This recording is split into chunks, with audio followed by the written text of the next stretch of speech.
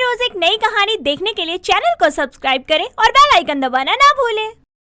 निकिता बड़े ही आराम से अपने कमरे में बैठे गर्मा गर्म मोमोज खा रही थी। इतने में ही उसकी माँ लता कमरे में उसको खाने के लिए बुलाने आती है और कहती है, अरे निकिता खाना खा ले। और ये क्या, मैं तुझे यहाँ खाना खाने के लिए बुलाने आई हूँ और तू यहाँ मोमोज लेके बैठी हुई है। अरे लाई कभी ने। अब वो माँ, जब आप रसोई में खाना बनाने में बिजी थी तो मुझे भूख लग रही थी, इसीलिए मैं मोमोज ले आई। अब क्या करती, भूख ज्यादा लग रही थी। रहने दे, तू जानती हूँ मैं तुझे और तेरी भूख को भी। पता था ना कि माँ खाना बना रही है, लेकिन नहीं, माँ की मेहनत तो तुझे दिखाई ही नहीं देती। इतनी गर्मी में मैं रसोई में खाना बना रही हूँ, लेकिन इस महारानी को तो ये सड़े हुए मोमोज ही खाने हैं। माँ, ये सड़े नहीं है बल्कि बहुत टेस्टी है। मैं तो कहती हूँ आप भी एक बार खा के देखो। तू ही खाए मैदे की पोटली। और हाँ, अब जो मैंने खाना बनाया है रात में वही गर्म करके दूंगी, इसलिए खा ले अब तू ये। इतना बोलकर लता वहाँ से चली जाती है, लेकिन निकिता अपने मोमोज के मजे लेती रहती है। निकिता एक बहुत बड़ी मोमोज लवर थी। एक कहावत है ना कि घाट घाट का पानी पीने वाला, वैसे ही निकिता पर भी एक कहावत थी, घाट घाट के मोमोज खाने वाली। ऐसे ही एक दिन जब निकिता अपने कॉलेज से घर आ रही थी और उसकी दोस्त पीहू भी उसके साथ होती है, तो रास्ते में एक फूड कॉर्नर देखकर उसको भूख लग जाती है और वो पीहू से कहती है, ओए पीहू, चल ना, फूड कॉर्नर के ये मोमोज खाते हैं। मैंने सुना है बहुत टेस्टी है। सिर्फ सुना है, अरे मुझे तो लगा तू खा चुकी होगी। यार नहीं खाए ना अब तक, चल ना खाते हैं। हाँ, तो रुकने वाली तो है नहीं, इसलिए चल खाते हैं। पीहू और निकिता उस फूड कॉर्नर पर जाते हैं और वहाँ पर निकिता 5 अलग अलग तरह के मोमोज मंगवा कर खाती है। ये देखकर पीहू उससे कहती है, भाई तेरा पेट है कि कुआं? इतने गरम गरम मोमोज मेरे से एक प्लेट नहीं खाए गए और तूने 5 अलग अलग प्लेट मंगवा कर खा ली। सच में तुझे तो अवार्ड देना चाहिए इसके लिए। अरे मैं एवे ही थोड़ी ना मोमो लवर हूँ, मैं तो अनगिनत मोमोज खा सकती हूँ क्योंकि मोमोज मेरी जान है। चल अब घर चलते हैं। दोनों मोमोज खाकर अपने अपने घर को निकल लेती हैं। घर आकर निकिता देखती है कि पड़ोसन सरला उसकी माँ के साथ उनके घर में बैठी है। निकिता के साथ आते ही लता उससे कहती है, आ गई निकिता बेटा, आ इधर आ। देख, सरला बहन ने आज एक बहुत अच्छा रिश्ता बताया है तेरे लिए। अगर तू हाँ कर दे तो मैं बात आगे बढ़ाऊं। अरे माँ, कम से कम इतना तो बता दो कि लड़का करता क्या है, कौन है। आप तो सीधा रिश्ता आगे बढ़ाने की बात कर रही हो। अरे निकिता बिटिया, लड़का एक बहुत बड़ा चाइनीज रेस्टोरेंट का मालिक है और उनके यहाँ के मोमोज पूरे शहर में फेमस है। साथ ही लड़के की माँ एक बहुत बड़ी शेफ रह चुकी है। क्या कहा आपने, मोमोज? अरे हाँ, पक्का करो रिश्ता, मुझे नहीं जानना और कुछ। माँ मैं तो कहती हूँ कल ही बुला लो। इतना बोलकर निकिता खुशी से झूमते हुए अपने कमरे में चली जाती है और ये देखकर लता सरला से कहती है, ये देखो, जब मैंने कहा रिश्ते की बात आगे बढ़ाऊं तो कहती है लड़के का नाम बताओ, ये और वो, और अब खुद मोमोज के नाम पर लड़के के लिए हाँ कर गई। ये लड़की इतनी बड़ी मोमोज लवर है ना कि अगर इसको मोमोज दिखाकर कोई किडनैप भी कर ले तो ये आराम से किडनैप हो जाएगी। खैर बहन, आप रिश्ते की बात आगे बढ़ाइए। लता के पड़ोसन सोहन नाम के लड़के को अगले दिन उसकी माँ निर्मला देवी के साथ लता के घर लेकर आती है। दोनों माँ बेटी को निकिता बहुत पसंद आती है। निर्मला तो निकिता को देखकर उससे कहती है, बेटा वैसे तुम्हें क्या क्या बनाना पसंद है? कोई स्पेशलिटी है तुम्हारी? हाँ है ना आंटी जी, मोमोज खाने की। मुझे जितने मर्जी मोमोज दे दो, मैं उनको फटाफट से खा लूंगी। निकिता की इस बात पर सभी हंसने लगते हैं और दोनों परिवार वालों की रजामंदी से दोनों का रिश्ता पक्का हो जाता है और चट मंगनी के साथ अगले हफ्ते ही पट ब्याह भी हो जाता है। शादी के बाद जब निकिता की अगले दिन पहली रसोई की रस्म होती है तो वो उसमें हलवा बनाती है जो उसकी सास को बहुत पसंद आता है, जिस पर वो निकिता से कहती है, अरे वाह बहू, तूने तो हलवा बहुत मस्त बनाया है। सच में लग रहा है एक शेफ की बहू है तू। आज तूने मेरा दिल खुश कर दिया। बता तुझे क्या चाहिए? माँ जी, अगर आप इतनी खुश हुई है तो मुझे जरा अपने ही रेस्टोरेंट से मोमोज मंगवा दो ना। हाँ जानती हूँ, बहुत पसंद है। रुक जा, मंगवाती हूँ। वैसे मंगवाना क्या, रेसिपी तो मेरी ही है, रुक मैं ही बना देती हूँ घर पर। इतना बोलकर निर्मला अपनी बहू के लिए अपने हाथ से मोमोज बनाती है और निकिता उन मोमोज को बड़े चाव से खाकर कहती है, वाह वाह माँ जी, आपके चरण कहाँ है, मुझे छूने हैं। सच में इतने टेस्टी मोमोज कैसे बना दिए, कसम से मैंने जरूर कोई पुण्य का काम किया होगा जो आप जैसी अच्छी सास मिली है। अरे बस बस बहू, ये तो मैं बचपन से ही खाने की और बनाने की शौकीन थी, इसलिए मुझे सब आता है। निकिता को तो बस पता चलना चाहिए मोमोज के बारे में, बस फिर क्या वो शुरू हो जाती है। वो अपनी सास के हाथों में मोमोज का स्वाद देखकर अब रोज ही किसी न किसी बहाने उससे अलग अलग मोमोज बनवाती, कभी वेज, कभी तंदूरी, कभी कुरकुरे तो कभी पनीर। शादी के 1 महीने के अंदर वो 50 तरह के मोमोज खा गई। उसके इस पागलपन को देखकर एक दिन निर्मला अपने बेटे से कहती है, सोहन बेटा, बहू तो मोमोज की कुछ ज्यादा ही दीवानी है, लेकिन अगर ये इसी रफ्तार से मोमोज खाती रही तो इसको जल्दी ही कोई बड़ी बीमारी घेर लेगी। आखिर ज्यादा मैदा हमारी सेहत के लिए सही नहीं होता। तो माँ, आप बनाने से मना कर दिया करो ना। अरे मैंने मना किया था तो एक दिन रोने लगी, रेस्टोरेंट आने को हो गई थी, तो मैंने फिर घर पर ही बना दिए कि काम पर कोई इफेक्ट ना आने दूं। तो माँ, आप वही ट्रिक अपनाओ ना जिसकी वजह से हमारे मोमोज फेमस हुए थे। अच्छा, वो 5 किलो वाला आइडिया ही सही है। हाँ, ये सही रहेगा। निर्मला अपने दिमाग में निकिता की मोमोज खाने की आदत को छुड़वाने के लिए प्लान बनाती है। अगले दिन जब सुबह नाश्ता करने के बाद सोहन रेस्टोरेंट चला जाता है तो उसके बाद निकिता अपनी सास से कहती है, माँ जी, क्या आप मेरे लिए फिर से मोमोज बना देंगी? वो क्या है ना, मुझे बहुत क्रेविंग हो रही है। अच्छा बहू, तुझे मोमोज बहुत पसंद है ना, तो तू एक बात बता, तू एक बार में कितने मोमोज खा सकती है? अनगिनत माँ जी, मैं तो बड़े बड़े मोमोज भी बिना तोड़े खा जाती हूँ। ठीक है, मैं आज तेरे लिए मोमोज बनाऊंगी, लेकिन अगर तू उस मोमोज को पूरा नहीं खा पाई तो आज के बाद मोमोज नहीं खाएगी। बोल, मंजूर है? अच्छा ठीक है माँ जी, आज आप जितने मर्जी मोमोज बना लो, मैं तो खाते नहीं थकूंगी। मोमोज बनेगा एक ही, लेकिन उसका वजन होगा 5 किलो का। हाँ बहू, 5 किलो का मोमोज खाना है तुझे, वो भी पूरा। बस, मैं तो 10 किलो खा लूं, 5 क्या चीज है। निर्मला रसोई में जाकर 5 किलो का एक मोमोज बनाती है और उसको एक प्लेट में लाल चिली चटनी और मेयोनीज के साथ लेकर आती है। निकिता के जीवन का ये सबसे बड़ा और भारी मोमोज था। उस मोमोज के साइज को देखकर ही निकिता खुद से कहती है, इतना बड़ा मोमोज? मैंने तो YouTube पर भी 1 किलो का ही मोमोज देखा है। खैर निकिता, जिंदगी भर के मोमोज दाव पर लगे हैं, शुरू हो जा। निकिता उस मोमोज को खाना शुरू करती है। एक मोमोज लवर होने के नाते वो बहुत तेजी से शुरू करती है और लेकिन धीरे धीरे खाते खाते वो थकने लगती है। अभी 1 किलो भी मोमोज वो नहीं खा पाई थी। उतने में ही उसकी सांस फूलने लगती है। कुछ देर में वो थकते हुए अपनी सास से कहती है, मुझसे नहीं और खाया जा रहा। अरे बहू देख ले, आज के बाद तुझे दोबारा मोमोज नहीं मिलेंगे अगर तूने ये खत्म नहीं किया तो। ना मिले तो ना सही, वैसे भी अब मेरे सर से मोमोज खाने का भूत उतर गया है।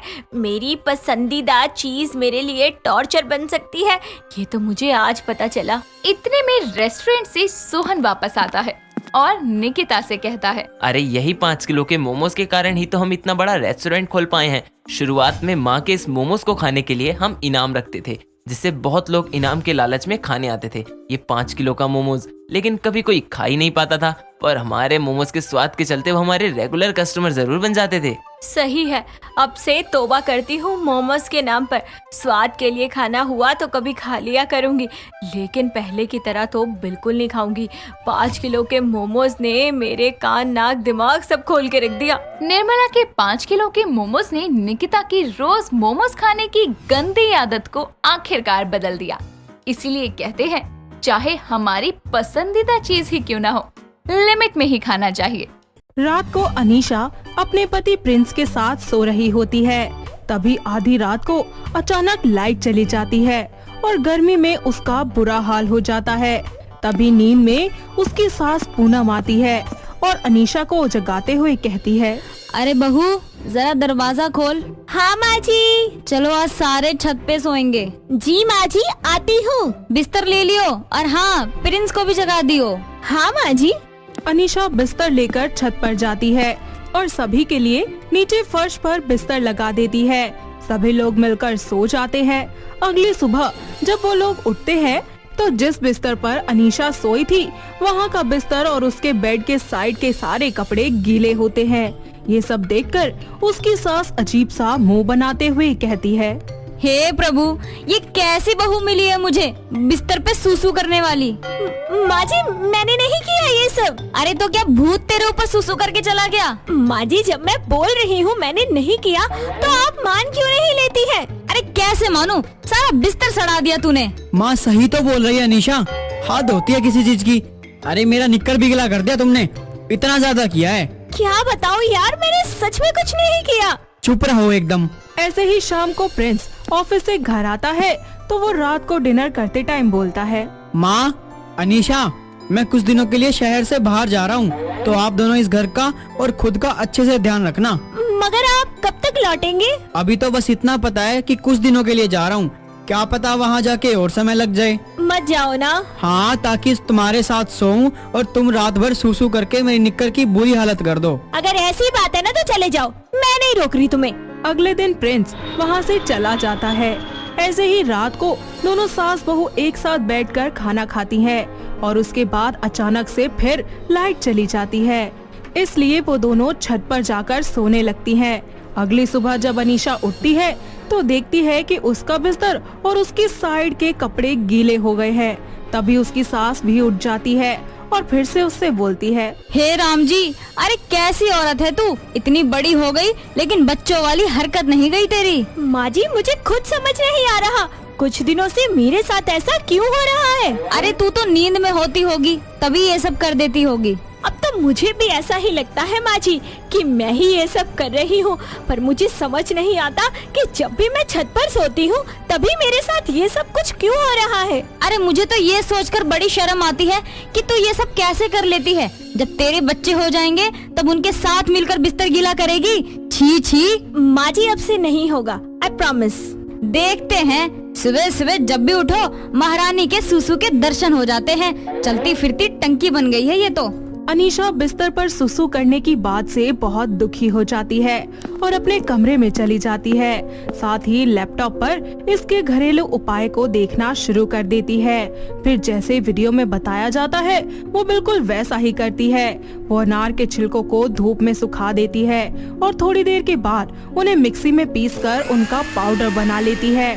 उसको ये सब करता देखकर उसकी सास कहती है, क्या कर रही है बहू? माँ जी, वो मैंने अपनी इस बीमारी की दवा बनाई है। बीमारी?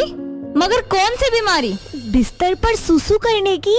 अरे बहू, ये सब यूज मत कर, मैं खुद तुझे डॉक्टर के पास ले जाऊंगी। तू चिंता मत कर, सब ठीक हो जाएगा। नहीं माँ जी, मैं बहुत परेशान हो गई हूँ अब। हाँ हाँ, रुक जा कुछ दिन, मैं तेरा इलाज खुद करवाऊंगी, मगर ये सब मत खा बहू। सास के कहने पर अनीशा मान जाती है। ऐसे ही एक रात अनीशा अपने कमरे में अकेली सो रही थी कि अचानक लाइट चली जाती है, मगर अनीशा उसी गर्मी में सोई रह जाती है। और अगली सुबह जब वो उठती है तो देखती है कि ना तो उसका बिस्तर गीला है और ना ही उसके कपड़े। ये देखकर अनीशा चौंकते हुए कहती है, ये क्या, आज मैंने सुसु नहीं किया? जब भी मैं छत पर सोती हूँ तभी मेरे साथ ये सब कुछ क्यों होता है? तभी मुझे बेड पर सुसु क्यों आता है? मुझे पक्का यकीन है कि इसके पीछे किसी ना किसी का हाथ तो जरूर है, मुझे पता लगाना पड़ेगा। ऐसे ही एक रात बहुत ही ज्यादा गर्मी होने के कारण दोनों सास बहू छत पर सोने जाती हैं और आधी रात को पूनम एक गिलास पानी लेकर आती है और वो अनीशा के बेड साइड पर पानी गिरा देती है। अनीशा सोने की एक्टिंग कर रही होती है। उसको अब पता लग जाता है कि ये सब कुछ उसकी सास ने किया है, मगर वो कुछ नहीं बोलती बल्कि मन ही मन सोचती है, अब पता चला इसके पीछे मेरी प्यारी माँ जी का हाथ था। इसका बदला तो मैं जरूर लेकर रहूंगी। मुझ पर सूसू निकलने का झूठा इल्जाम लगवाया था ना आपने, अब देखना आपका तो ना मैं सच में सूसू निकलवा दूंगी। इसी तरह कुछ दिनों के बाद प्रिंस भी घर वापस आ जाता है और घर आकर अपनी माँ से कहता है, माँ कैसा है सब? क्या बताऊं बेटा, तेरी इस बहू ने तो बिस्तर पे सूसू कर करके मेरा जीना हराम कर रखा है। क्या अभी भी यही हाल है इसका? हाँ बेटा, क्या बताऊं, तू ही करना इसका कुछ इलाज। तभी वहाँ पर पानी का गिलास लेकर अनीशा आ जाती है और पानी प्रिंस को देते हुए वो कहती है, माँ जी, नींद में हो जाता है, इसमें शर्माने की तो कोई बात ही नहीं है। हाँ हाँ, ये कांड करते करते तो अब तू बेशरम हो गई है ना। आप कुछ भी कह सकती हैं माँ जी, क्योंकि हमेशा वक्त तेज जैसा नहीं होता। जबान तो देखो महारानी की कितनी चलती है। अनीशा तुम चुप रहो यार, पहले अपनी ये बुरी आदत सुधारो। हाँ हाँ, तुम तो अपनी माँ का साथ ही दोगे। इसी तरह कुछ दिन बीत जाते हैं और एक रात पूनम सो रही होती है। तभी उसके सर के पास एक सफेद साड़ी पहने अजीब सी डरावनी औरत खड़ी होती है और वो पूनम से कहती है, ए बुढ़िया उठ जा, बहुत मौज ले ली तूने, चल अब तेरा समय आ गया है। कौन हो तुम? चुड़ैल? आलतू जलालतू, आई बला को टालतू। आज तो मैं तुझे लेकर ही जाऊंगी। तभी मौका देखकर पूनम वहाँ से भागने लगती है और एक कोने में छुप जाती है। चुड़ैल वहाँ भी उसका पीछा करते करते पहुँच जाती है। ऐसे में पूनम डरते हुए कहती है, आई दादा, अरे मुझे जाने दो, डर के मारे मेरा सूसू निकल जाएगा। आज तू नहीं बचेगी, आज तो मैं तुझे छत से गिरा कर ही मारूंगी। जय हनुमान ज्ञान गुण सागर, जय कबीर तिहु लोक उजागर। बोला ना नहीं बचेगी तू। पूनम इतना ज्यादा डर जाती है कि डर के मारे वो सच में टॉयलेट कर देती है। तब वो चुड़ैल अपने असली रूप में आती है, क्योंकि वो चुड़ैल कोई और नहीं बल्कि उसी की बहू अनीशा थी। इतने में वहाँ पर प्रिंस भी आ जाता है और ये सब देखकर पूनम को बहुत गुस्सा आता है और अनीशा को वो एक थप्पड़ लगाते हुए कहती है, खबरदार, अगर आइंदा मेरे साथ ऐसा मजाक किया तो आज तेरी वजह से मेरी जान भी जा सकती थी। माँ जी, अगर आप मजाक सह नहीं सकती हैं, तो मजाक किया भी मत कीजिए। अरे आप रोज रोज मेरे सोते हुए मेरे और मेरे बिस्तर के ऊपर पानी गिरा देती थी और मुझ पर झूठा सूसू का इल्जाम लगा देती थी, लेकिन ये क्या, आज तो आपका डर से सच में सूसू निकल गया। पूनम को बहुत ज्यादा शर्मिंदगी महसूस होती है, क्योंकि कहीं न कहीं इस सब के पीछे सिर्फ और सिर्फ पूनम की ही गलती थी, जिसके बाद वो कभी भी अपनी बहू के साथ ऐसा मजाक दोबारा नहीं करती और तीनों सास, बहू और बेटे एक साथ खुशी खुशी फिर से अपनी जिंदगी को जीने लगते हैं।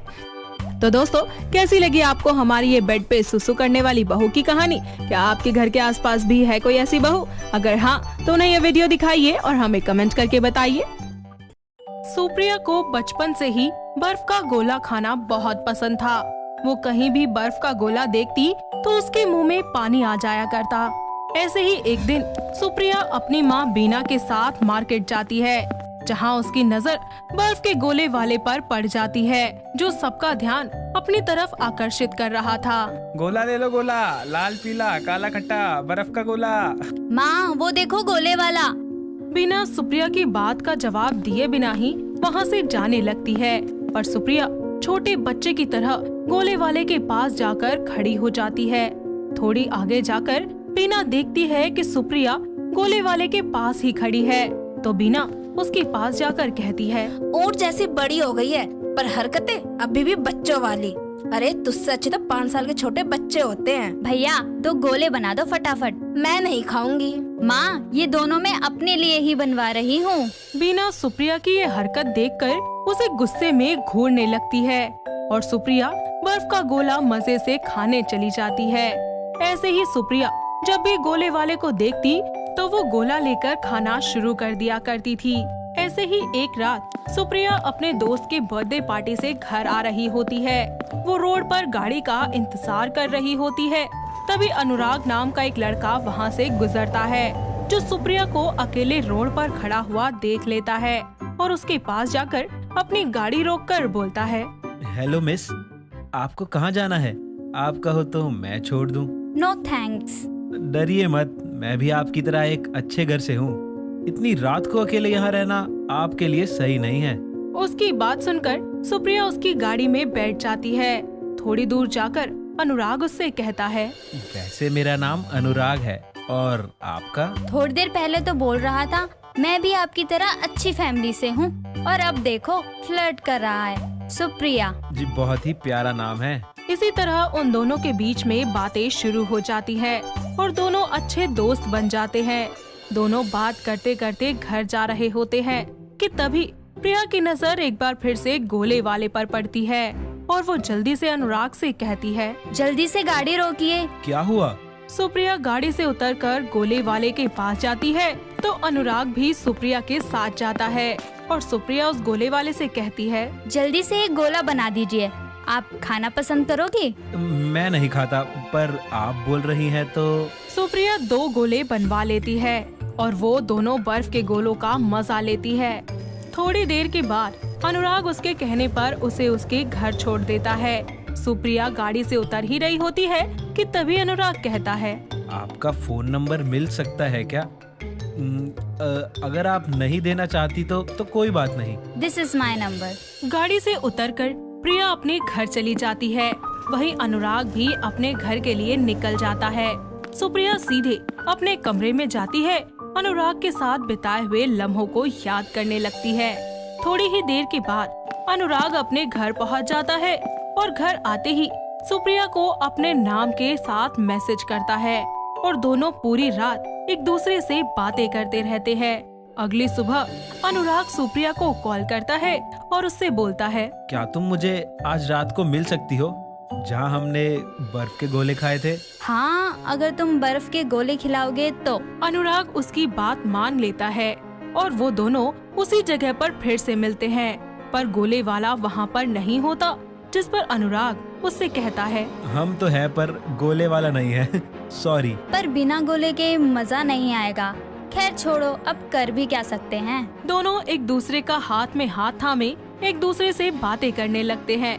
तभी वहाँ से एक गोले वाला गुजर रहा होता है और सुप्रिया जल्दी से उठकर गोले वाले से कहती है, आप रोज यहीं से घर जाते हैं? हाँ बिटिया, मैं रोज इसी टाइम घर जाता हूँ। सुप्रिया एक बार फिर से गोला लेती है और दोनों उस गोले को मजे से खाते हैं। थोड़ी देर के बाद अनुराग उसको उसके घर पर छोड़ देता है। ये सिलसिला उनका यूं ही चलता रहता है। देखते ही देखते वो दोनों एक दूसरे से प्यार करने लगते हैं।